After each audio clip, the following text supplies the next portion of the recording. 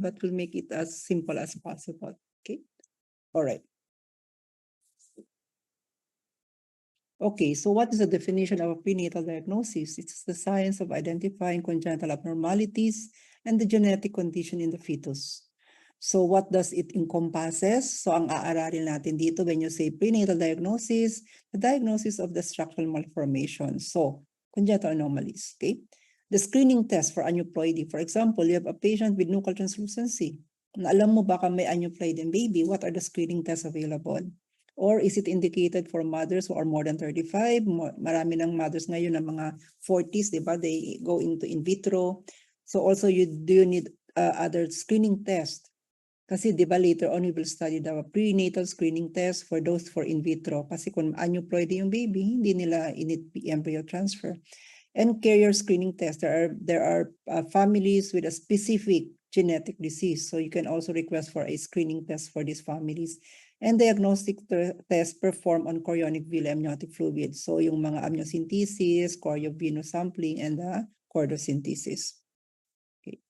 What is the goal of this prenatal diagnosis? This is to provide accurate information regarding the short and long-term the prognosis, the recurrence risk, and the potential therapy. So when we do prenatal diagnosis, we usually if there's a finding, we should refer this to a geneticist. So they're being given, if you chance for the next baby, what will happen to your next baby if you have this condition. And very important, and we are now going through that, is the potential fetal therapy. Kasi pwede na minsan there are problems, fetal problems that can be remedied with fetal therapy or fetal surgery. So what is the historical background of this prenatal diagnosis? So it was observed before in 1972 that pregnancies with fetal neural tube defects, yun yung may mga spina bifida, anencephaly, mataas yung alpha-fetoprotein sa mommy and the amniotic fluid. So chine-check nila doon. Bakit kaya mataas, no? So if patients with neural tube defect, mataas yung alpha-fetoprotein both in the mother and the amniotic fluid. And then it was only after the 5 years that it was able, that this author, the world was able to establish the association of these two, the NTD and the maternal serum alpha-fetoprotein. So now it's being used as a test kung meron fetal neural tube defect yung baby. This was at that time na hindi pa masyado ginagamit ang ultrasound. Now, ngayon kasi we already have the ultrasound in the 80s, may ultrasound na. So if there is a elevated, halimbawa nagkuha ng blood sa mommy at mataas yung kanyang alpha-fetoprotein, and then they do a level 1 sonography. Titingnan lang, is the baby, kasi kung minsan patay yung baby, it can increase the alpha-fetoprotein, or you have twins, or mali and aging can increase, kaya you do a level 1. Noon, at the onset of the ultrasound, very simple ultrasound lang, so they are not really very capable of checking all the details of the baby, no, mga 1980s. So if the level 1 is negative, then they'll still do an amniocentesis just to check for the alpha-fetoprotein and assay for acetylcholinesterase if it's already positive. Pero ngayon kasi, there's already an advancement of the ultrasound. You now readily do the targeted sonography or the congenital anomaly scan or the level 2 sonography. So hindi na alpha-fetoprotein, hindi na nag-check na ang acetylcholinesterase. We now do the targeted ultrasound. Okay, now amniocentesis is recommended for patients with advanced maternal age. Okay, so this is the outline of this talk. All right, so aneuploidy screening. So aneuploidy, when you say aneuploidy, this is the presence of one or more extra chromosomes. Kaya kung may extra, kasi dalawa lang dapat, dapat, diba? 2 sets. So pag may extra, trisomy, And then kung may nawala ng isa, monosomy. Isa na lang, monosomy. Okay? So ang the most common aneuploidy is a trisomy 21, 18, and trisomy 13. Okay. And sex chromosome abnormalities are the following. Yung mga 45X, 47XX, XXY, yung ganun. Pero the most common is trisomy 21 or the Down syndrome. Now, what are the risk factors for aneuploidy? You have advanced maternal age, cutoff is 35. You have numerical chromosomal abnormality or rearrangement of the chromosome in the woman or in a partner, especially those with previous babies with aneuploidy, or a priori pregnancy with autosomal trisomy, or yung nagkaroon na siya ng anak. Kaya nga, di ba, sabi ko kanina at the start, genetics is important during the screening kasi they will be able to give the risk for these patients or these parents to have another baby with aneuploidy. Now, there are two types of screening for aneuploidy. We have the cell-free or the traditional. Yung traditional or the analyte-based screening, ito is subdivided into the first, second, and the integrator or the sequential. And you have the cell-free. Ngayon kasi, hindi na ginagawa yung traditional or the analyte-based. Birang-bira na. What is being done is the cell-free DNA or the non-invasive prenatal testing, and IPT, which is also the cell-free DNA screening. Okay. Now, aneuploidy screening is not recommended if you already have a diagnosis of major fetal anomaly. For example, na ultrasound mo na. The ultrasound says, mukhang trisomy 18 to. Kasi very accurate na mga ultrasound ngayon. So, ang impression sa ultrasound is a trisomy 18 or a trisomy 13. Pwedeng hindi ka na mag-aneuploidy screening. For one, we don't do termination of pregnancy. We don't abort. Even if we see aneuploidy, we don't do anything. Diba? It's not valid in the setting of abnormality that affects the AFP component and less accurate into ingestation. Okay. So it should be an informed choice. The patient should know if they do an aneuploidy test, ano ang halimbawa, the results is positive. You don't have any, for example, in our setting, you don't have any other choice but to continue the pregnancy because we don't terminate pregnancy. I have patients who have this aneuploidy, they go to other countries for termination. So pupunta sila in Singapore or some other countries and have the pregnancy terminated because we don't do that here. And then counseling should be individualized. Hindi, kung baga, one problem, there should be in specific time and kung baga 1:1 with the geneticist and the perinatologist or the obstetrician and counsel these patients because these are sensitive issues. So let's go first to the cell-free DNA screening. When you say cell-free DNA screening, this uses the DNA fragments that are derived primarily from the apoptotic trophoblast, which are placental cells undergoing programmed cell death. So ito, kinukuha ito, maternal serum sa mother, no? Maternal serum to. Now, this is not gestational age dependent, unlike the first, second trimester screening or the traditional base, because it can be performed anytime after the 9 to 10 weeks. Pwede mo na siyang gawin. So, pwede nga until second trimester or third trimester. And then there are 3 types of assay kung paano pinaprocess itong cell-free DNA. You have the whole genome sequencing, chromosome selective or targeted sequencing, and then the analysis of single nucleotide polymorphism. And this has the highest sensitivity and specificity for any aneuploidy screening, the cell-free DNA. Kaya ito na nga ang nire-recommend ngayon, yung cell-free DNA. You don't do any intervention, you don't do any kumbaga invasive fetal procedure kasi you get blood from the mother. Now it has a positive predictive value and it's provided by a report or estimated from an online calculator or reference table. So pag sinubmit na yung blood, it will now give you a positive or a negative, and it will tell you kung ano yung nakitang type of the aneuploidy. Okay, so it may be offered to a secondary screening test for women who wish to avoid amniocentesis. Now, in other genetic syndromes can also be tested with cell-free DNA. But the ACOG, American College of OBGYN in 2020, does not still recommend cell-free DNA screening for these other conditions, to other genetic syndromes, because the screening has not been validated. So it's only offered for patients with really yung mga aneuploidy, the more common, 21, 18, and 13. It has screening limitations. It is the cell-free DNA is maternal placental, so may not reflect really the fetal DNA component. Does not yield a result in approximately 48% screen pregnancies. Minsan may mga failure. And then if it's positive or yields no result, mag-aano ka pa rin, mag-i-invasive ka pa rin. So these are just the screening limitations of this test. And yun na nga, yung failure rate niya medyo mataas din, but not always naman kasi we still see patients with high yield. Meron pa rin nakukuhang result. And this is very expensive. It costs about more than 20 to 35,000. Kung yung tatlo lang, mga 25,000, yung trisomy 21, 18, and 13. Now, if you get the other aneuploidies, pwede umabot ng mga 35 to 40,000. The second one is the analyte-based screening. Yun yung traditional, no? The analyte-based.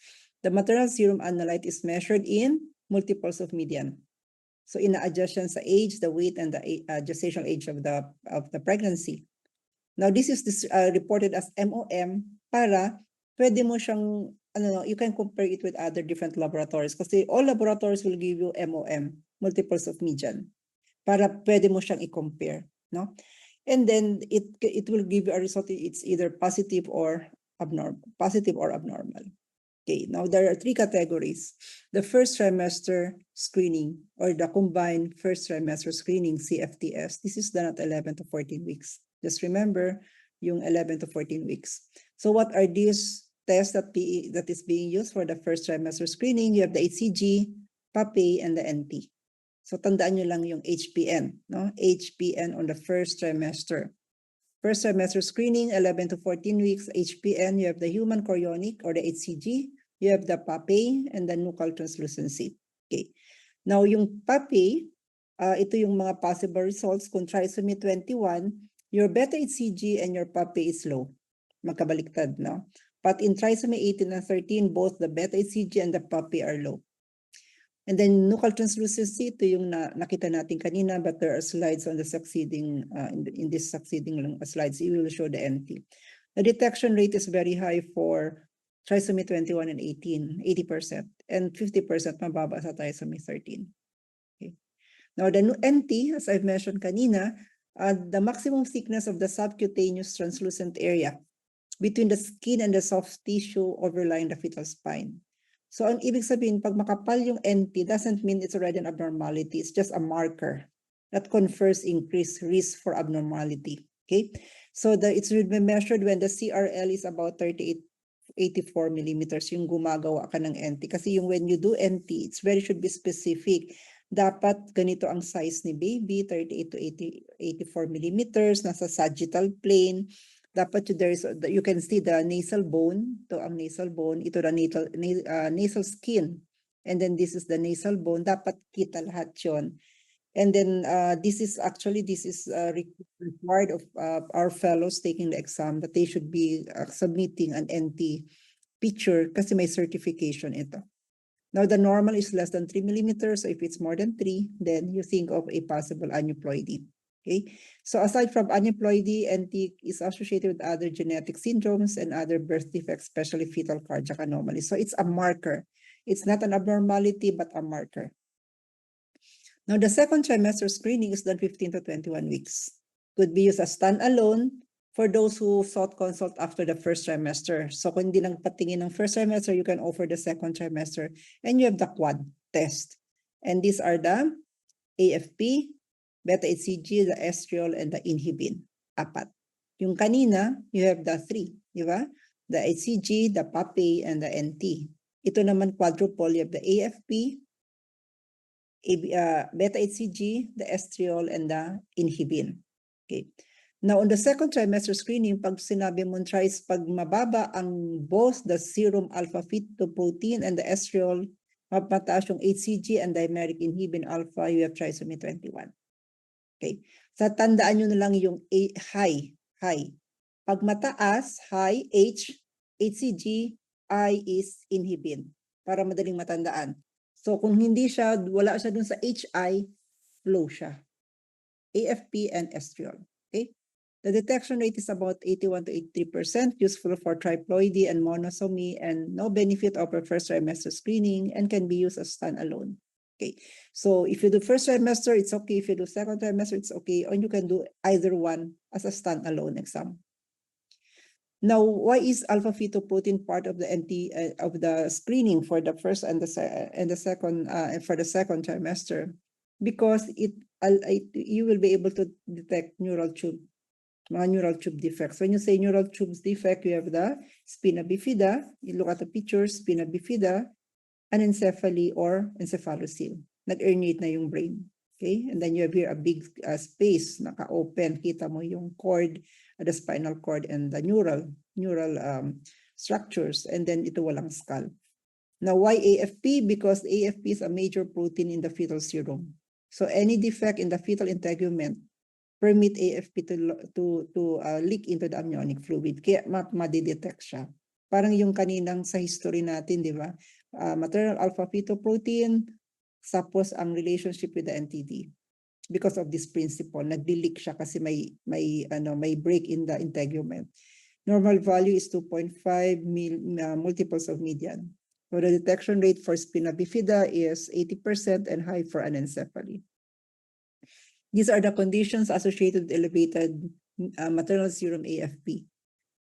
So just look at these different conditions na pag meron ito, baka mataas. Kaya nga, di ba doon sa history, you do level 1 sonography, check if the baby is there, if you have a fetal demise, if there is multiple gestation on the first trimester, or kaya underestimated yung aging, kaya siguro mataas, but not necessarily it will mean that there is a neural tube defect. Okay. And placental conditions and maternal conditions can increase the AFP. Now, the other test, yung beta-HCG and the dimer inhibin is associated with adverse pregnancy outcomes, and it's due to the placental damage and dysfunction. And the estriol is associated with these two conditions. Nice to know, but don't need to memorize. Okay, all right. So quad test, we have the alpha-fetoprotein, beta-HCG, the inhibin alpha, and the estriol. Now, you can combine first and second trimester screening. You can do your integrated and the sequential. When you say integrated, pinagsasama mo yung result ng first and second trimester test into as one single risk.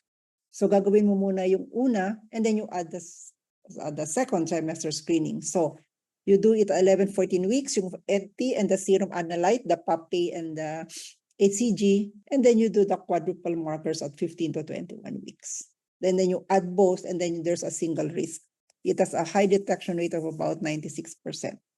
Now, if you want to do a sequential screening, you do first an initial first trimester screening for the stepwise. Kasi under the sequential, you have the stepwise and the contingent. When you say stepwise sequential screening, you first do first trimester screening. Invasive na to. You do your amniocentesis or you do your chorionic villus sampling. And then you do the second trimester for those who didn't go for the first trimester. So sequential. Yung mga ibang nagpagawa ng first trimester, tapos na sila. Yung hindi nagpagawa, you can do the second trimester screening.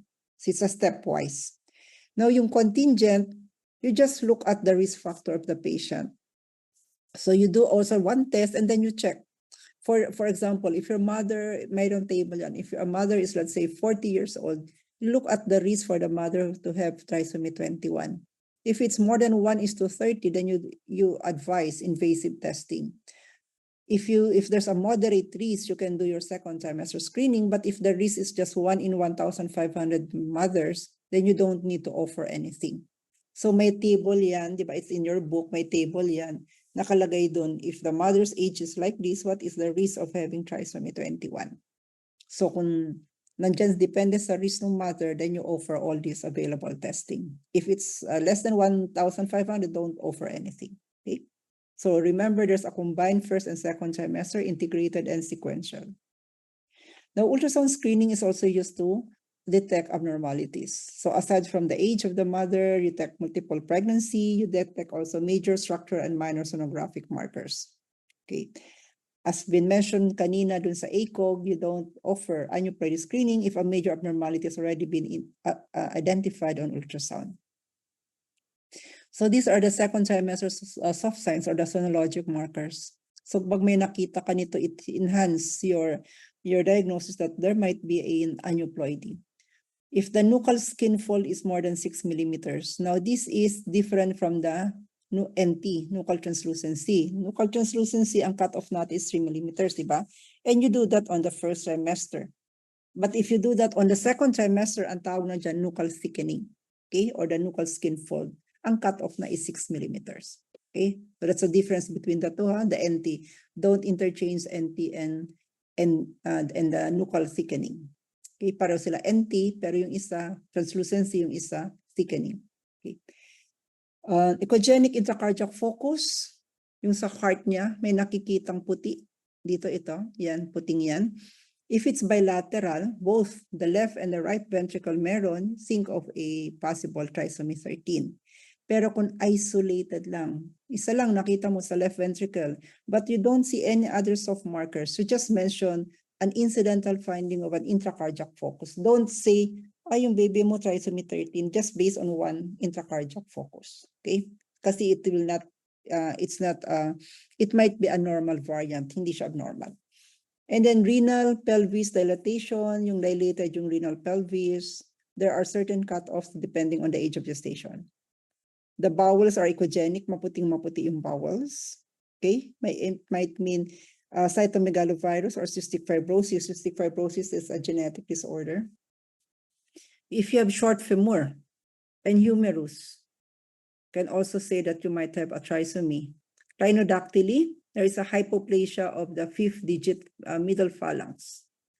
So ano siya, maiksi yung kanyang the fifth digit. And then sandal gap toe, may space between the big toe and the second toe, may space siya, kaya sandal gap. And you can see that everything that on ultrasound. And then the single umbilical artery. Okay. Even when mild ventricular dilatation is a sonologic sign or a brachycephaly, meron yung parang maliit yung brain, and then hypoplastic nose. Hindi makita yung nose or the nasal bone is missing. Okay? Pero sa first nasal bone, absence of the nasal bone is a first trimester screening. Correct. As I've mentioned, nasal bone measurement, ito. Kung minsan pag hindi nakita absent nasal bone, this is part of the first trimester. When you do your nuchal translucency, kasi di ba sabi ko, if you do your nuchal translucency, you should be seeing the nasal bone. Pag absent siya, think of an aneuploidy. And then there are changes in the ductus and the tricuspid flow. Just nice to know that these are also part of the first trimester screening, the ductus venosus and the tricuspid. Now we go to the carrier screening for genetic disorders. This is to provide individuals with meaningful information to guide pregnancy planning according to their personal values. So do you do a carrier screening? Now, ethnicity-based, pan-ethnic, and expanded carrier. So pag sinabing ethnicity-based, these are for, I think this is the next slide. Okay, this is offered for those with certain autosomal recessive disorders. Kasi bakit ethnicity-based? Kasi either it is their custom to marry within the clan. Di ba may mga ganyan na clan? They just marry within the family. For one, the reason is just to, yung mga ano nila, yung kanilang, yung pag-rule sa isang area is within the family lang. So ethnicity-based. Okay. Or they live in a isolated geographical area. Sila lang ang tao sa isang lugar. It's still common. You can see this in some parts of the world. Meron pa sila yung mga ethnic group lang na sila lang doon, yung founder effect. So they are the ones at risk for these abnormalities kasi nga they are the marriage is between the families. So examples are the sickle hemoglobinopathies, and you see this in this mga descent, African American, and then the Asian Indian and the rest. Okay. And then you can also see this is condition thalassemia. This is common among Southeast Asians. Tayo dito sa Pilipinas, maraming thalassemia. You have the alpha and the beta. There's deletion of the alpha globin chain and the beta globin chain. And then you have the inborn errors of metabolism. It's very common among these Jewish people, yung Ashkenazi Jewish. There's always an inborn errors, and these are the Tay-Sachs disease. Okay. So ito yung hindi maganda ang ano kasi nito, di ba, prognosis. There's neural degeneration and death in early childhood. Now, when you say pan-ethnic, lahat na. Hindi ka na magsasegregate which clan or which ethnic group. Lahat. And then the expanded care screening, these are for special population, at least for cystic fibrosis and spinal muscular atrophy. Dito sa atin, Southeast Asian, among Filipinos, we don't have this condition, yung cystic fibrosis and SMA. Okay. Now, what are the different prenatal diagnostic procedures? You have the amniocentesis, CVS, and the fetal blood sampling. Okay. The fetal blood these are what is the intention of these prenatal diagnostic procedures? You want to check the karyotype. And then how do you check it? It's either by chromosomal microarray assay or the FISH. Okay. Now, it's rarely done due to improvements in annual screening and widespread use of the cell-free. Kaya di ba ngayon halos lahat NIPT na, non-invasive prenatal testing, or the cell-free DNA testing na, or because of the use of the ultrasound. So when you do amniocentesis, this is done at 15 to 20 weeks. Okay. The specimen is, as mentioned, amnio kaya amniotic fluid. So you get fluid from the maternal amniotic cavity. So how is it done? You first sterilize the area and then you give a Silocaine, yung local. Siyempre, magbibigay ka naman ng local anesthesia. And then you put in your spinal needle. Okay, ito kasi ang pinakita is a syringe, but usually we use a spinal needle. Yung first kuha mo, you discard it kasi kasama doon yung maternal skin. Kasi magpe-penetrate ka sa loob. So discard first. And then yung mga succeeding aspirate nang ipapadala mo sa laboratory. Okay? And it is an ultrasound guided. Remember, one of the indications for the ultrasound is for procedures, fetal procedures. So the indications for amniocentesis are the diagnosis for fetal genetic disorders. You want to check the karyotype. You want to check if there's congenital infection like mga CMV, the TORCH panel, and alloimmunization, yung mga RH alloimmunization. Okay? So in the fetal lung maturity, dati ginagawa namin ito during our fellowship that was in the 90s. So we get fluid to check if the lung is mature so we can deliver. Pero ngayon, we're not using it anymore kasi di ba, nag-steroids naman na tayo. And then there's also a way in the ultrasound when you can see if there's already lung maturity. Now, the diagnostic test used is yung chromosomal microarray or the FISH or the analysis of the karyotype. Kaya the pinakamabilis is the FISH, very expensive. The problem lang with amniocentesis, sometimes the laboratory will report it as no yield. Walang nag-grow. Kaya yun nga, minsan disappointing yun, amniocentesis. Okay? Complications are pregnancy loss, pwede mag-leak yung amniotic fluid, transient vaginal spotting, and needle injury. Pwede minsan natamaan mo yung kamay ni baby, pwede mo natusok yun. No? Kaya it should be ultrasound guided. Okay. The other procedures, the chorionic villus sampling, the CVS. This is done at 10 to 13 weeks. Just remember the weeks kung kailan ito ginagawa. And then the specimen is the chorion frondosum. Diba? This is the leafy chorion frondosum.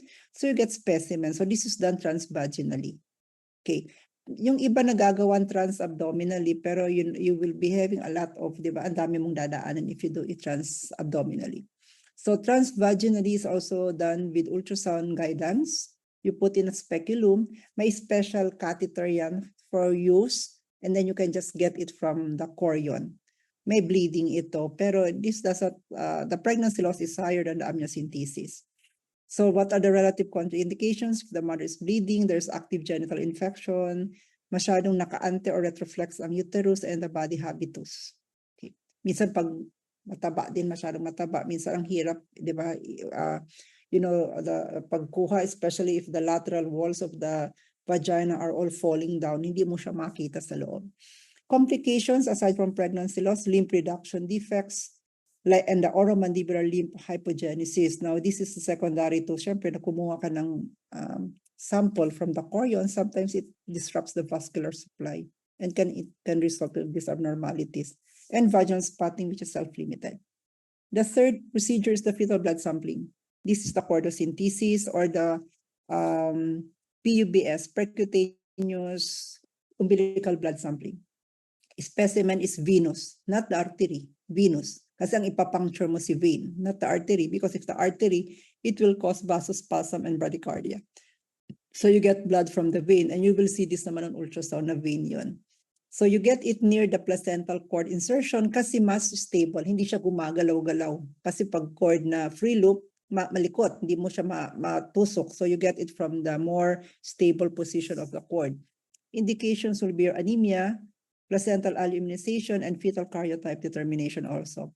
So these are the patients that you have to do kaya kakukuha dyan if you want to give intrauterine transfusion. Okay. Complications are fetal loss, cord vessel bleeding, maternal bleeding, or bradycardia. Same thing, you give local anesthesia on the skin until sigurakan sa mga sub-Q, and then you do your puncture. Now, this is the test being done for patients na magpapa-IVF, no?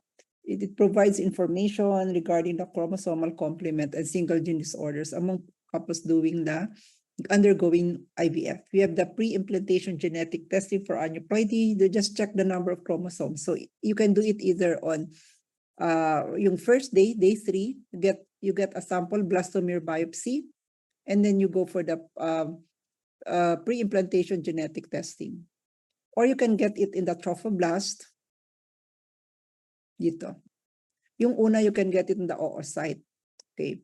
Tapos you can do it on the blastomere phase, and then you can get it on the trophoblast. Ito ang maganda, itong trophoblast kasi you don't injure the inner cell mass. Doon ka lang kukuha sa placenta. Unlike here, sa blastomere biopsy, bubutas ka ng zona pellucida and get one blastomere. Okay. So the pre-implantation genetic testing for structural rearrangement can also be offered if one of the parents is a carrier.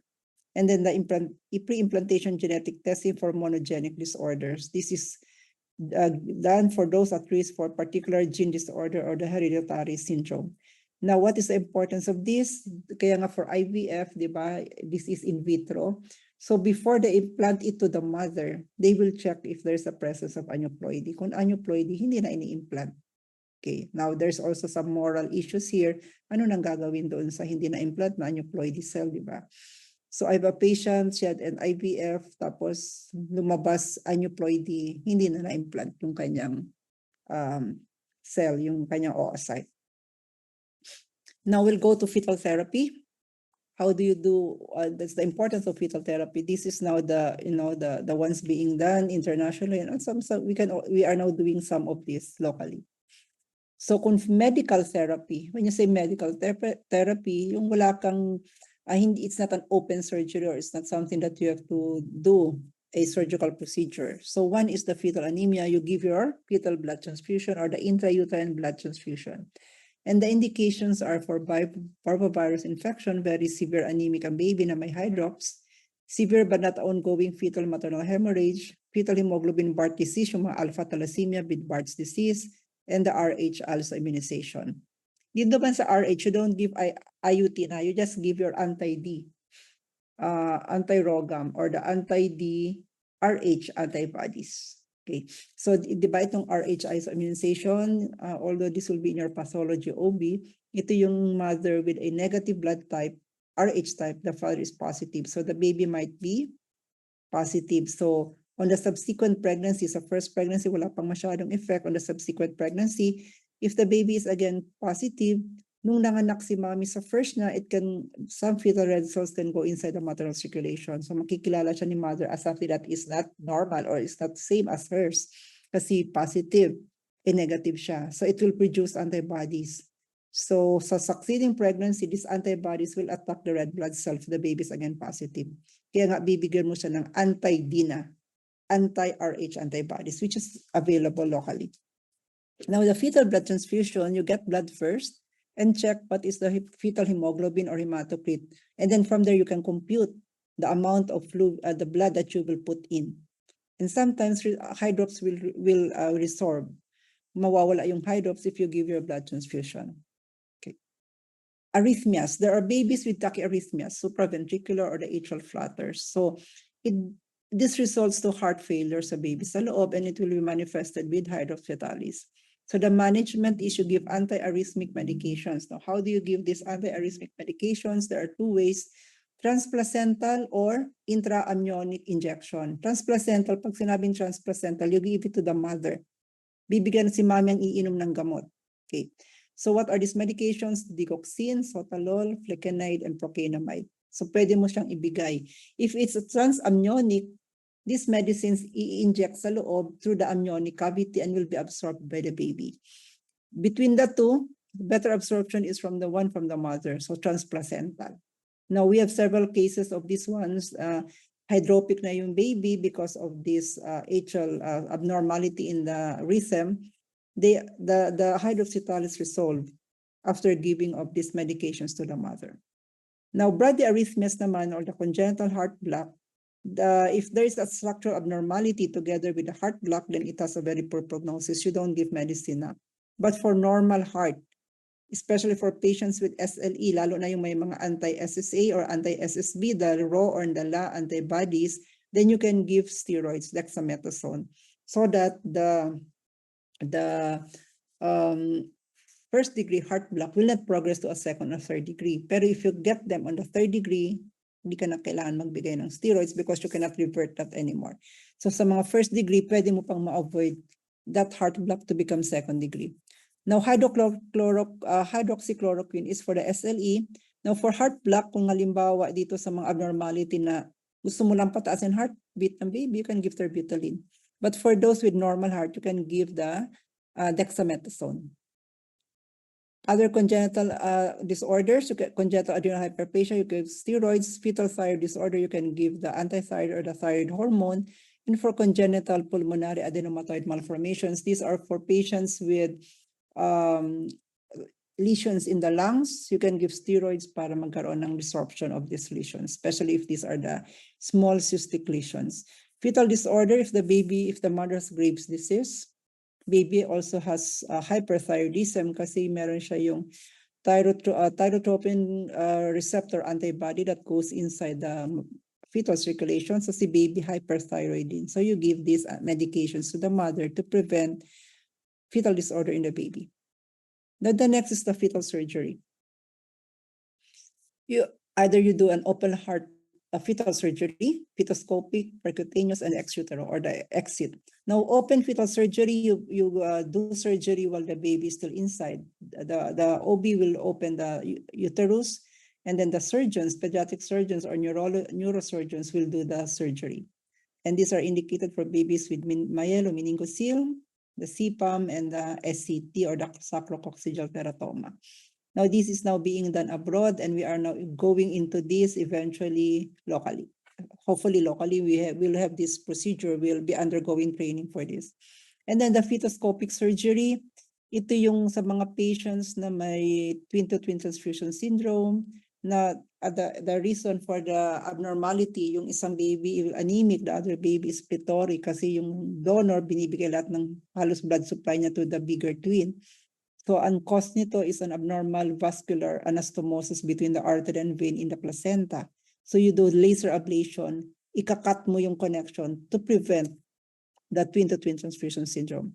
Or you can do this for patients with diaphragmatic hernia. So yung tinatawag na ipa-plug yung trachea for the lungs to grow. Kasi if you have CDH, hindi nag-grow ang lungs kasi nandoon yung mga bowels, nandoon yung stomach sa loob. So the lungs cannot expand. Then percutaneous procedures, you do shunting of the thoracic urinary. Limbawa po nung may bladder, may problema, obstruction, hindi makaihi si baby, you do shunting.